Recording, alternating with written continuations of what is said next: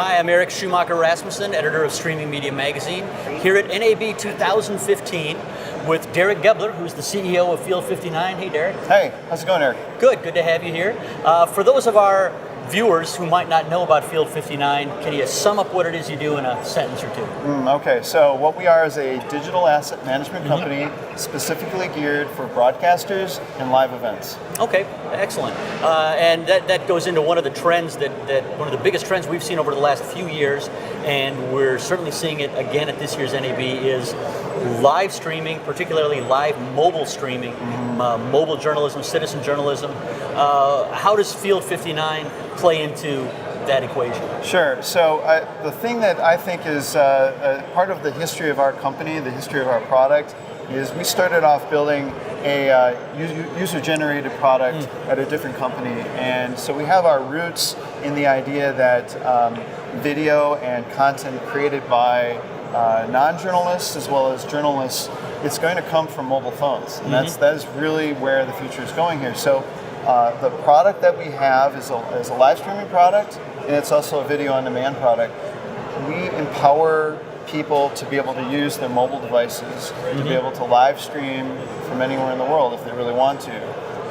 We're a big user, big believer in Wowza. Wowza has a great product called GoCoder that we like to recommend to everybody. So really using GoCoder, if you want a high quality stream for a newscast that is for online use, GoCoder is the way to go. It plugs right into our system, and then what we do though is we record that, you record it up in the cloud, and as soon as it's done recording, it's available for online consumption. So the key on that is either it's live or it's VOD. If a reporter's in the field and there's something that's happening and they haven't had the opportunity to get the rest of their kit set up, they will have their phone with them and they can shoot video, giving them tools. So we have a mobile app that allows them to upload VOD content. And when that's mapped to a keyword or a category, they can create a smart playlist, a saved search, put that up on their site, and as they shoot their video and upload it, it automatically is put up onto their website for anything that's late breaking or something that the person in the field is not going to have the time or the ability to go in and to log into a content management system. This allows the person in the field to shoot the video, to do it, be those eyes and ears, and then that allows somebody else back at the TV station or back at the newspaper or wherever they are to be able to put that and really craft that story. So those type of things, it's one is gathering the video, but two is what do you do with it once you actually have it? How fast can you move that around? And how many seconds can you save? So that's the stuff that we're like, well, how are we doing a better job servicing that type of market? And that's what we're focused. One of the things we're focusing on. Yeah, and it seems like when the mobile journalism, citizen journalism trend started,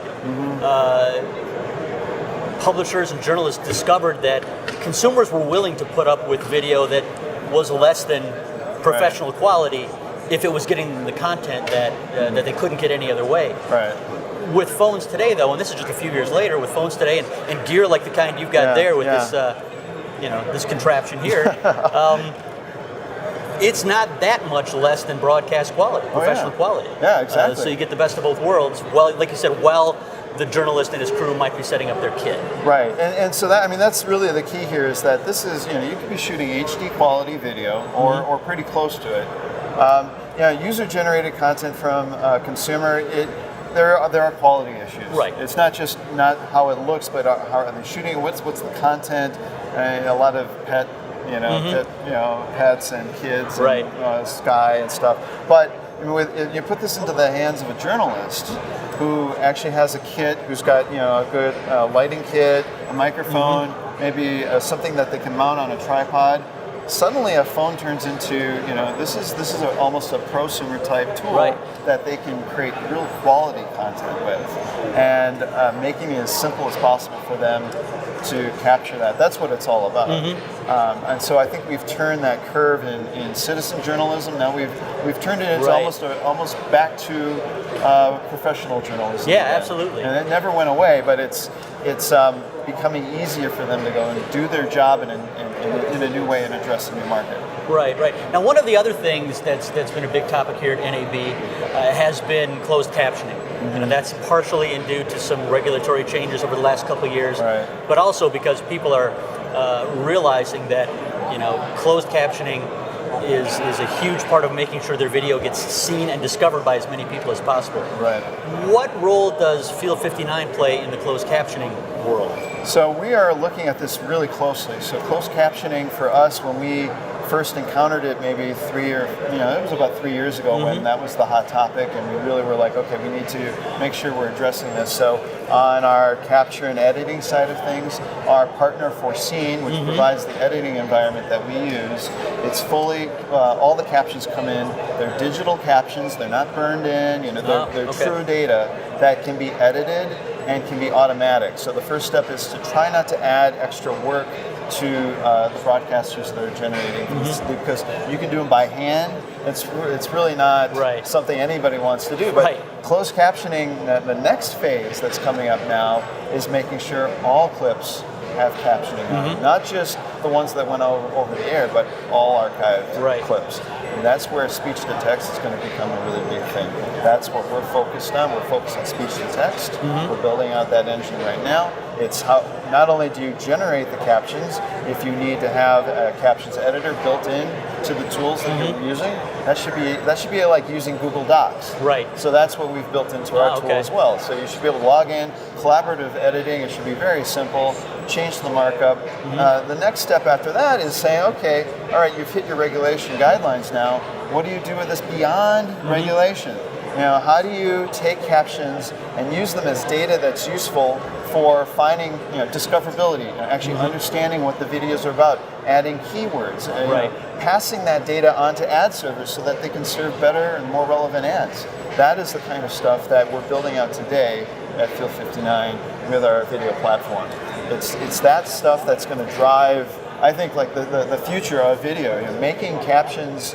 I don't know how to say it other than that it's data that shouldn't be just tossed once it's done. Absolutely. It's very valuable, and I don't think that's being used in the way that it could be used to its fullest potential. Sure. Well, one of the areas where I think it is being used, again, maybe not to its fullest potential, is in the education and training market. I know that's another sweet spot for Field59. What do you see as the biggest trends now in video for again, education and training, and how is Field59 helping to enable those? So we've been doing some, we're based in Madison, Wisconsin, and so we've been talking to a lot of educators at the University of Wisconsin, and when their ears perk up, when we talk about the ability to search for video, not just finding the video that you want, but being able to find the topic that they're talking about in that video that you want. So as an educator, and as a student or whoever's learning, being able to